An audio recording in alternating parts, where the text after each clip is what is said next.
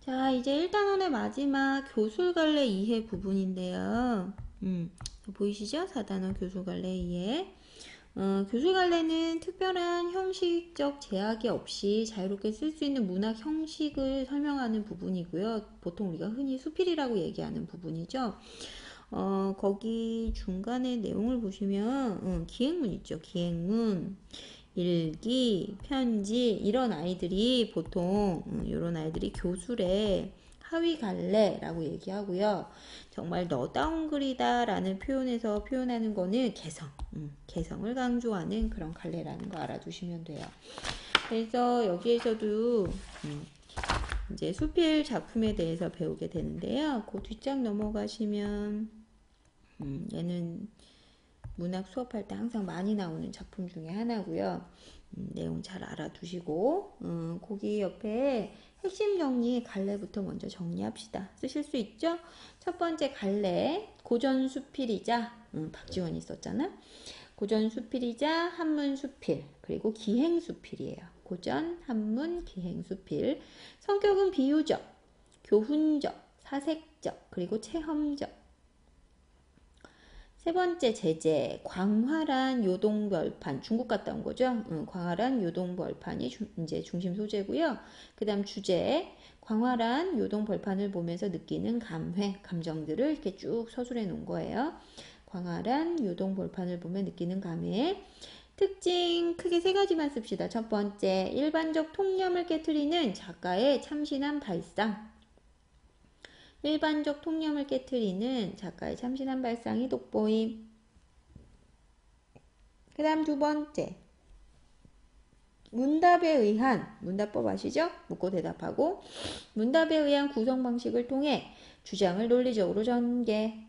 문답에 의한 구성 방식을 통해 주장을 논리적으로 전개. 세 번째, 적절한 비유와 구체적인 예시. 적절한 비유와 구체적인 예시로 대상을 실감나게 표현했죠? 자, 거기 처음 부분부터 요거는 한문 수필이기 때문에 내용상 나눌 때 기, 승, 정결 이렇게 네 파트로 나눠요. 그 중에 기 부분부터 시작할게요. 7월 초 8일 갑신일 요때가 언제냐면 1780년 정조 4년 때 그 7월 8일 날 썼다 뭐 이런 의미예요.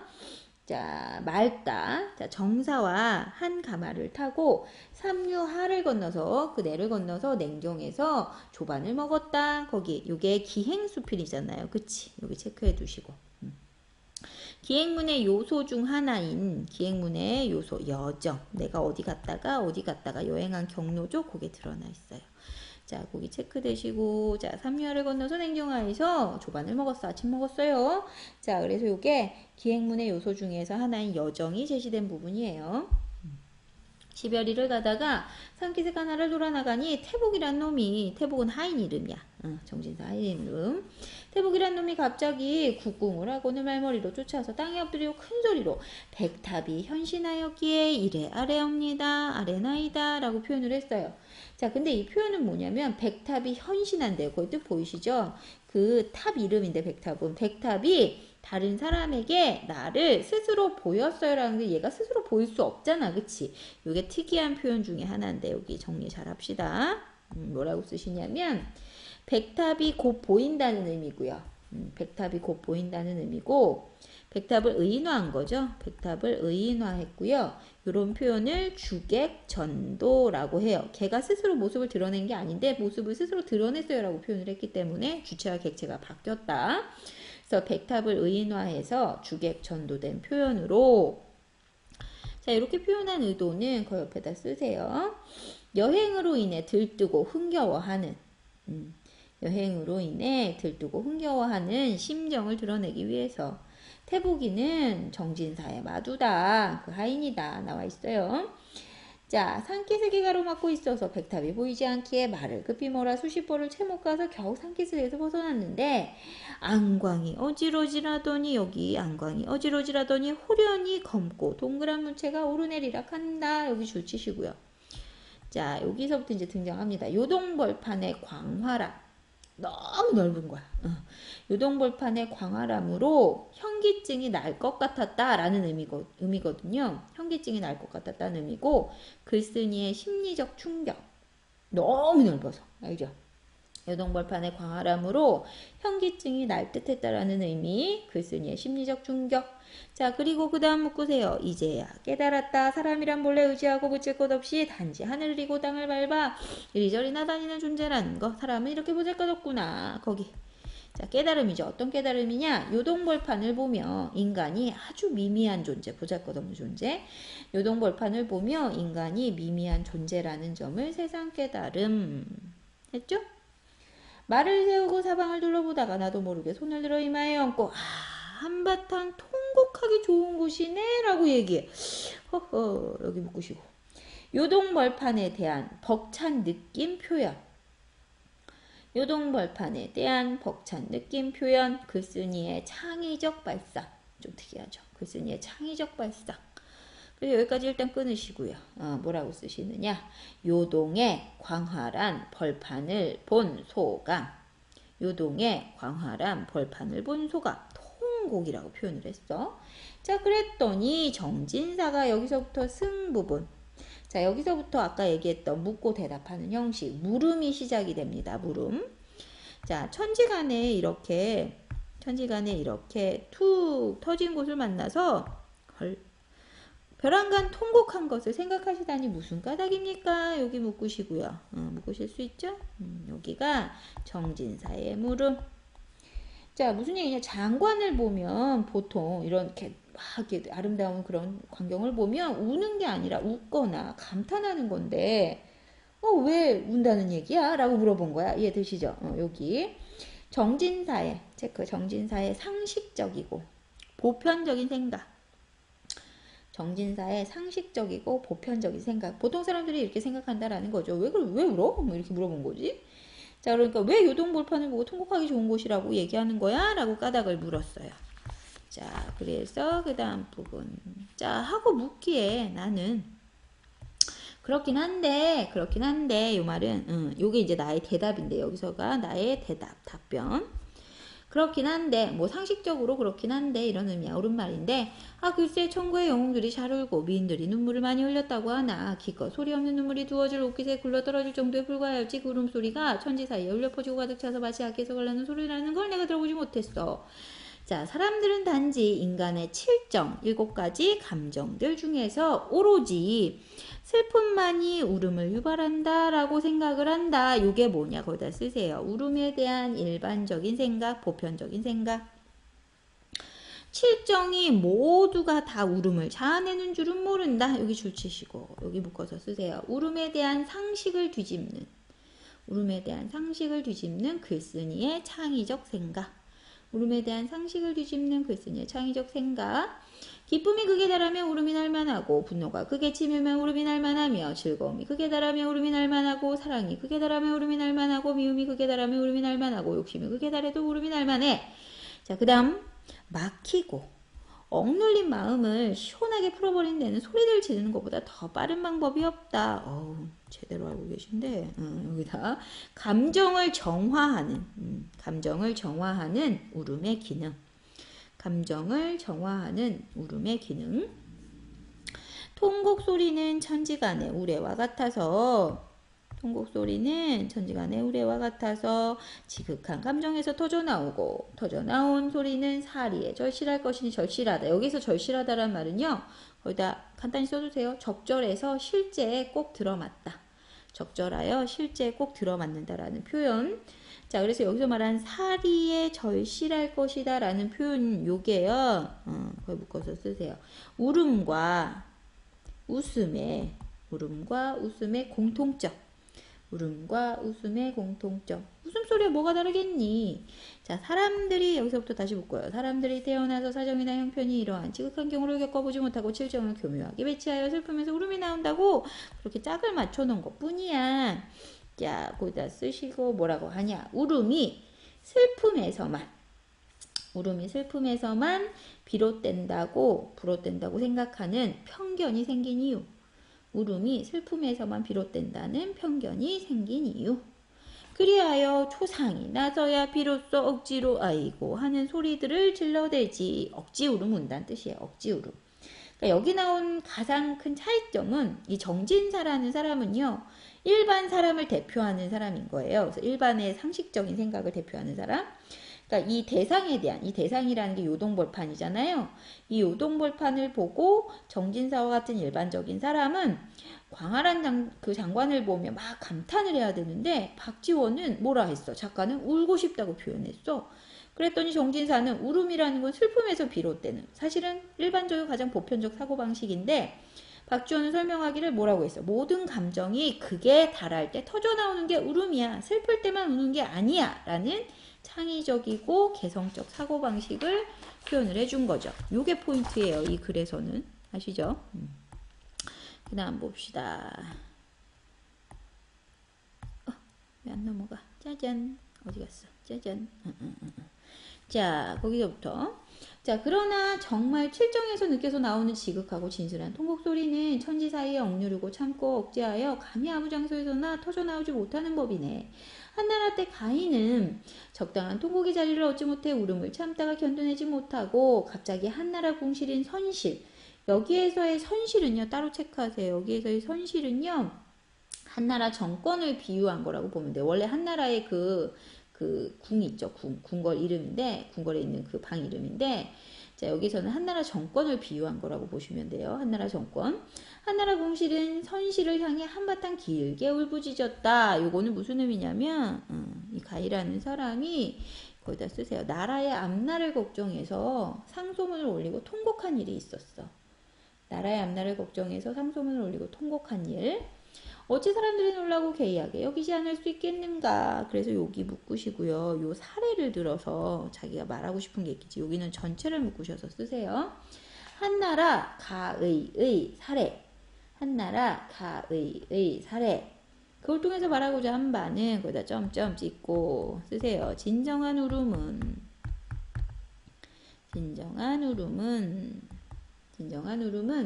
지극한 상황을 겪어야 나올 수 있음을 밝힘.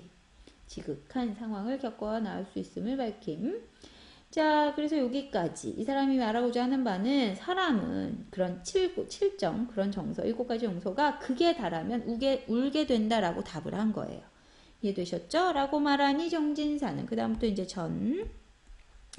자, 지금 여기 울기 좋은 장소가 이토록 넓으니 나 또한 그대를 조차 한바탕 울어야 마땅하겠는데 칠정 가운데 어느 정에 감동받아야 해서 울어야 될지 난 모르겠다. 다시 물었어요.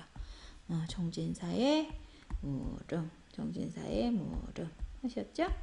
하기에 나는 다시 한번 또 이것에 대한 답변 뭐라고 얘기를 해주느냐. 그건 갓난아이에게 물어보시게. 갓난아이가 처음 태어나서 칠정 중에 어느 정에 감동해서 우는지. 자, 그 다음부터 줄칩니다. 갓난아이는 태어나서 처음으로 해와 달을 보고 그 다음에 부모와 앞에 각자 친척들을 보고 즐거워하고 기뻐하지 않을 수 없다. 기뻐할 수밖에 없다. 이런 의미죠. 자, 그래서 갓난아이의 울음은요. 이 사람 그 다음에 희노애락 할 때 라. 요 2가지의 관련이 있다라고 생각을 한 거고요. 이것도 역시나 창의적 사고방식이라고 볼 수 있죠. 이런 기쁨과 즐거움은요. 늙을 때까지 2번 다시 없을 테니까 슬퍼하거나 화를 낼 이치가 없을 것이고, 자, 응당 기뻐하고 즐거워하고 웃어야 할 게 아니더냐 물어본 거 아니에요. 서리법인 거 아시죠? 자, 당연히 응당 즐거워하고 웃어야 될 게 아니냐 서리법. 자, 그런데도 도리어 한없이 울어대고 분노와 한이 가슴에 꽉 찬 듯이 행동을 한단 말이지. 자, 이를 두고 여기서부터 또 묶어. 이를 두고 신성하게 태어나거나 어리석고 평범하게 태어나거나 안에 사람은 모두 죽게 되어 있고 살아서는 허물과 걱정 근심을 백방으로 겪게 되므로 갓난아이 자신이 태어나가서 후회하여 먼저 울어 자신을 위로하는 것이라고 한다면. 자, 됐어요? 거기까지 묶으시고요. 왜 안 나오니? 묶어서 쓰십니다. 갓난아이가 세상에 태어날 때 우는 이유에 대한 다른 사람들의 견해.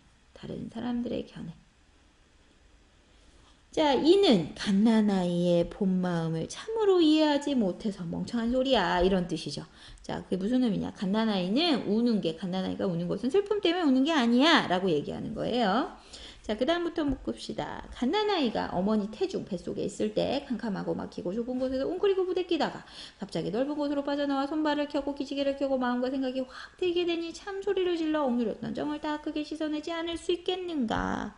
이래서 우는 거야 라고 얘기하는 거야. 이것도 창의적 사고방식이라고 할 수 있는데 거기다 쓰세요. 창의적 사고방식. 무슨 의미냐?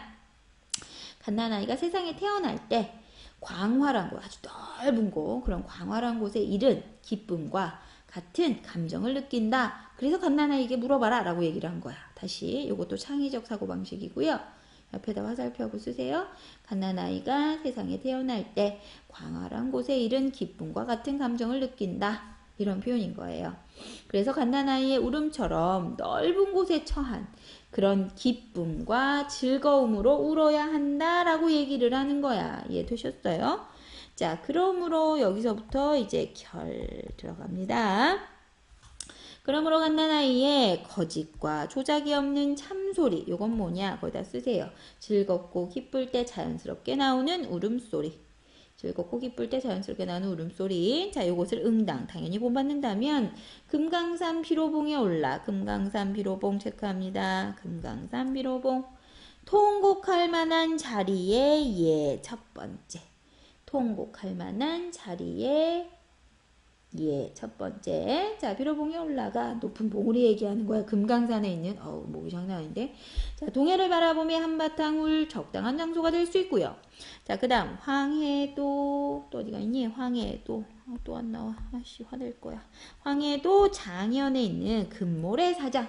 여기가 통곡할 만한 자리에 예, 두 번째. 여기도 그만한 장소가 된다. 두 번째. 자, 지금 체크합니다. 지금 요동들판에 임해서 여기에 당했어요. 여기부터 산해강까지 1200리가 도무지 사방에 한 점의 산이라고는 없고요. 하늘 끝 땅 끝이 마치 악교로 끈끈하게 붙여놓은 것 같이 실로 꿰맨 듯하고 자 고금에 비와 구름만이 창창하게 있으니 이해되시죠? 그냥 넓고 높은 들판만 이해되시죠? 그래서 여기 묶으시고 씁니다. 이건 무슨 의미냐? 글쓴이가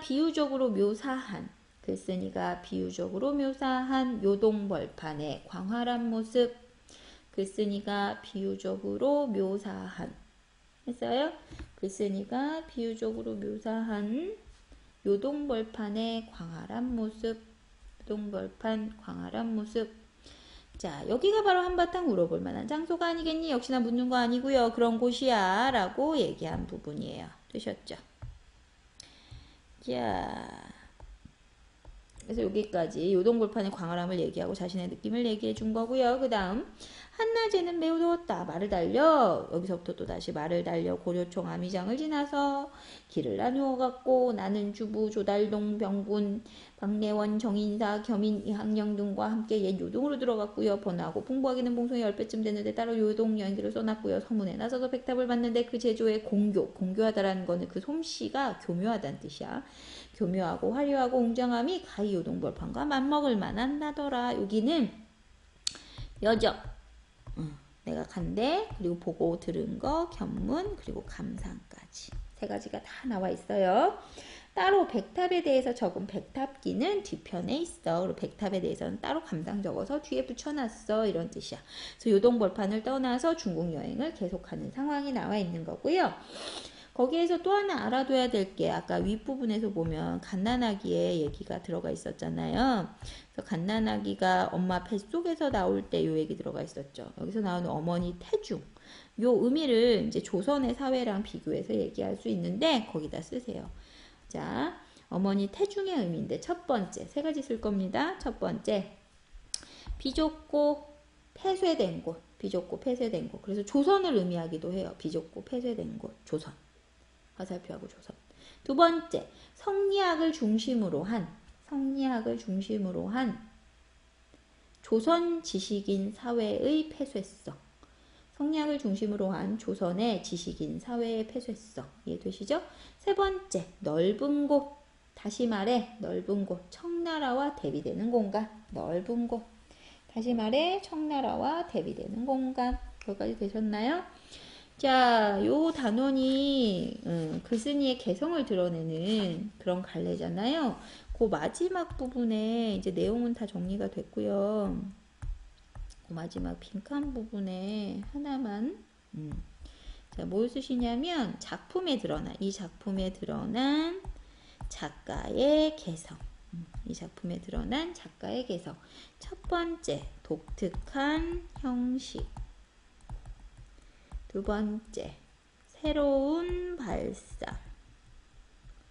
세 번째, 참신한 비유. 이 세 가지를 쓸 건데요.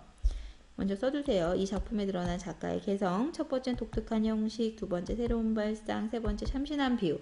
각각 불러드릴 테니까 정리합니다. 자, 뭐가 독특하냐? 첫 번째, 문답 형식이라고 그랬죠? 물음과 대답의 방식 사용. 쓰고 있죠? 물음과 대답의 방식 사용. 자신의 생각을 논리적으로 전달. 물음과 대답의 방식을 사용. 자신의 생각을 논리적으로 전달. 두 번째, 새로운 발상에다 씁니다. 자, 드넓은 요동벌판을 보고 통곡할 만한 자리라는 새로운 해석 제시. 통곡할 만한 자리라는 새로운 해석 제시. 세 번째, 참신한 비유. 그 옆에다 씁니다. 요동벌판을 보고 느낀 기쁨을 갓난아이가 넓은 세상에 나와 기뻐 우는 것에 비유하면서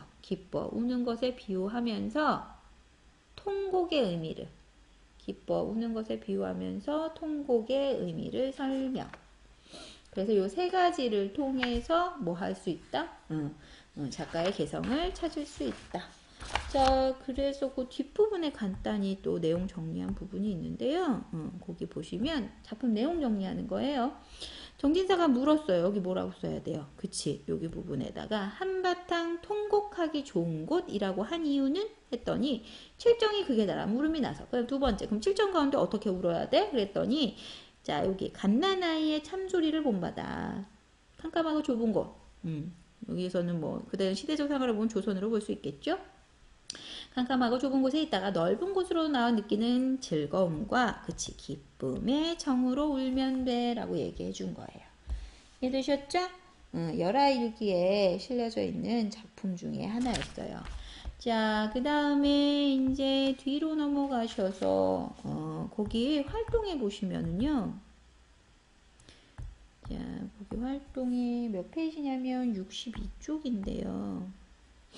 62쪽 어디 갔느냐. 자, 여기 한시가 하나 나와 있거든요. 거기 한시 간단하게 정리하고 봅시다. 거기 갈래부터 갈래 체크하실 수 있죠? 갈래. 첫 번째 갈래 한시고요. 두 번째 체험적, 영탄적, 예찬적 쓰고 계시죠? 체험, 영탄, 그리고 예찬적, 예찬 아시죠? 대상에 대한 찬양. 자, 그 다음에 제재는 요것도 광활한 요동벌판이야. 광활한 요동벌판. 한시 요야, 광활한 요동벌판. 요야잖아, 그치? 그래서 주제, 광활한 요동벌판에 대한 감탄. 주제, 광활한 요동벌판에 대한 감탄. 특징 한 가지만 씁니다. 박지원의 그 좀 아깝고, 박지원의 통곡할 만한 자리를 인용하여 요동벌판에서 느낀 경외심 아시죠?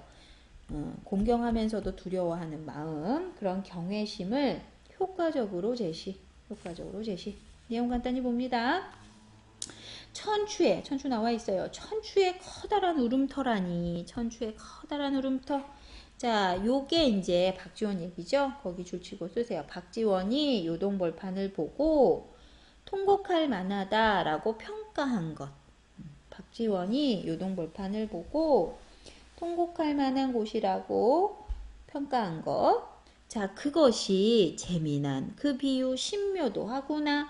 요게 자 씁니다. 박지원 생각에 대한 평가. 박지원 생각에 대한 평가 되게 재미나기도 하고 되게 신기하다 뭐 이런 표현이에요.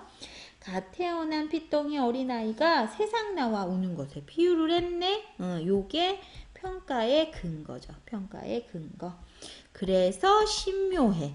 신묘하다고 거기 요 3, 4에 묶어서 신묘하다고 평가한 이유고요. 요 앞에 1, 2행은 천추의 커다란 울음터라는 표현에 대한 평가 했죠? 천추의 커다란 울음터라는 표현에 대한 평가. 그리고 그 이유는 3, 4행에서 되셨죠? 그러니까 결국 시적 화자는 이 통곡할 만한 자리가 비유적 표현을 참 잘 활용해서 잘 썼다라는 그 점을 높게 평가하고 있는 그런 내용이었어요.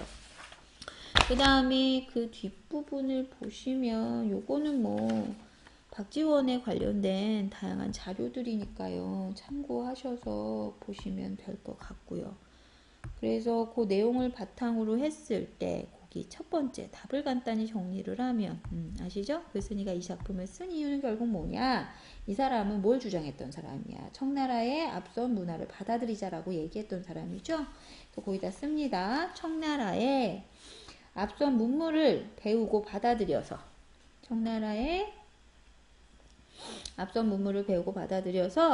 경직된 조선사회를 개혁할 수 있는 대안을 모색하고자 했기 때문이다. 청나라의 앞선 문물을 배우고 받아들여 경직된 조선사회를 개혁할 수 있는 대안을 모색하고자 했기 때문이다. 자, 그 다음 그럼 갓난아이의 울음은 결국 뭐냐? 글쓴이가 좁고 답답한 어디? 그치, 조선이죠. 조선에서 나와서 새롭고 발전된 문명의 나라 어디? 청나라. 자, 여기에 드러나면서 받은 감동 혹은 감격을 비유한 표현이라고 볼 수 있겠다. 정리하실 수 있겠죠? 자, 그 다음에 그 뒤에 보면 현대수필, 반통의 물이 나와 있어요. 요거까지 우리 정리합시다. 거기 옆에다가 현대수필이고요. 간단하게 요점 정리. 자, 갈래는 현대수필이고요. 현대수필. 거기 제 그 현대수필이자 경수필. 자신의 경험을 아주 소소하게 다룬 풀이죠. 현대수필, 경수필. 성격은요. 사색적, 교훈적, 그리고 일상적. 사색, 교훈, 일상. 제재. 중심 소재는 텃밭 가꾸는 일. 주제. 밭을 가꾸면서 얻은 깨달음. 생명을 돌보고 가꾸는 일의 소중함. 두 가지 쓰는 거야. 첫 번째, 밭을 가꾸면서 얻은 깨달음. 두 번째, 생명을 돌보고 가꾸는 일의 소중함. 특징 두 가지 씁니다. 첫 번째, 일상적인 사건으로부터 인생의 깨달음 도출. 됐죠? 일상적인 사건으로부터 인생의 깨달음 도출. 두 번째, 주제를 은유적, 서리적으로 제시. 하셨나요?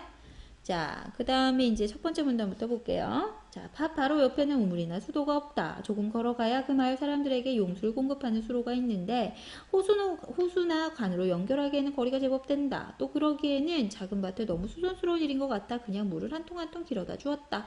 푸성기들을 키우는 것은 그냥 뭐 나물, 채소 뭐 이런 거 푸성기라 그래요. 푸성기들을 키우는 것은 물이 아니라 농부의 발소리라는 말이 그냥 나온 게 아닌가 보다. 우리 밭을 흡족하게 적시려면 수로까지 적어도 10번은 왕복을 해야 하니 만만치 않은 노릇이야. 아, 물 주기 열나 힘들었어요. 이 얘기죠. 거기다 쓰세요. 밭에 물을 주는 일에 어려움. 하셨죠? 자, 그 다음 두 번째 문단. 물통을 들고 걸을 때마다 생각나는 사람이 있어. 우리 집에서 가까운 텃밭을 일구시는 어떤 할아버지인데 물을 주러 가시는 모습을 여러 번 봤대요. 할아버지는 몸 반쪽이 마비돼서 걷는 게 자유롭지 못하세요. 성한 한쪽 발로 물통을 들고 걸어가시는 모습은 거의 몸부림에 가까우면서도 이상한 평화 같은 걸 느끼게 한대요.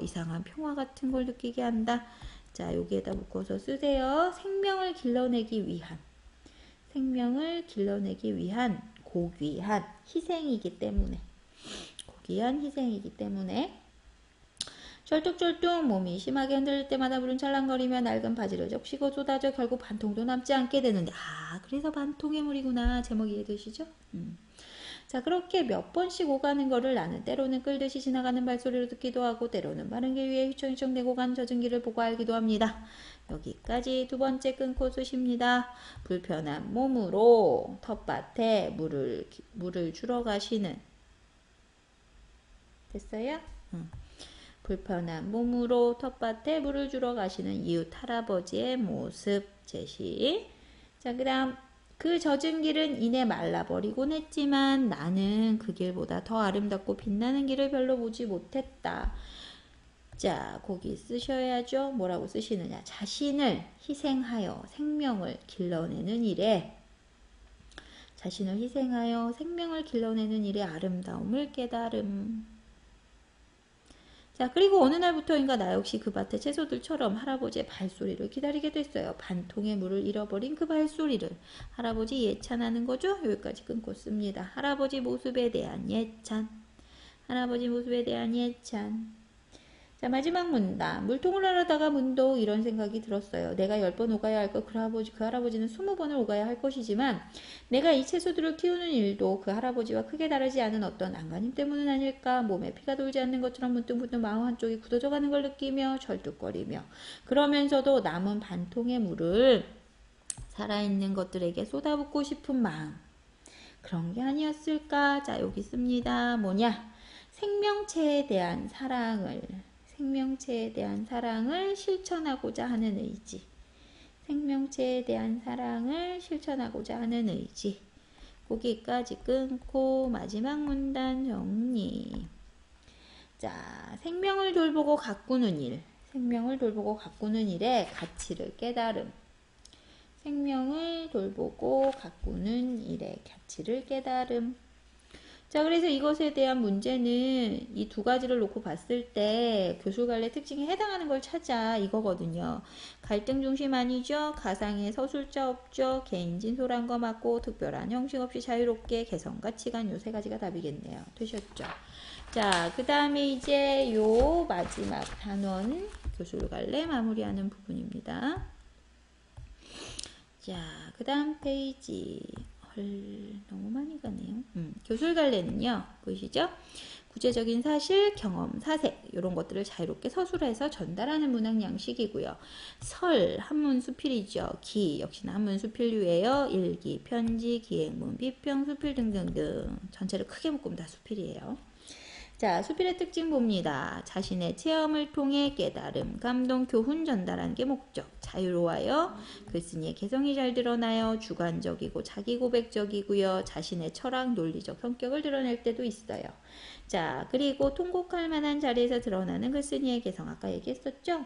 한바탕 통곡하기 좋은 곳이고 갓나나이 비유했고 한나라 가희의 사례를 들어서 대상을 바라보는 대상 아시죠? 요동벌판 독특하고 창의적 발상 비유 구체적 예시를 활용한 글쓴이의 개성이 잘 드러나 있음. 그래서 광활한 요동벌판에서 느끼는 감회를 효과적으로 제시한 그런 글이었다. 정리 다 되셨죠? 우리가 모의고사에서도 자주 나오는 그런 작품이니까 잘 알아두시고요. 그래서 1단원은 여기서 마무리하는 걸로 합시다. 고생하셨고요. 수고하셨습니다.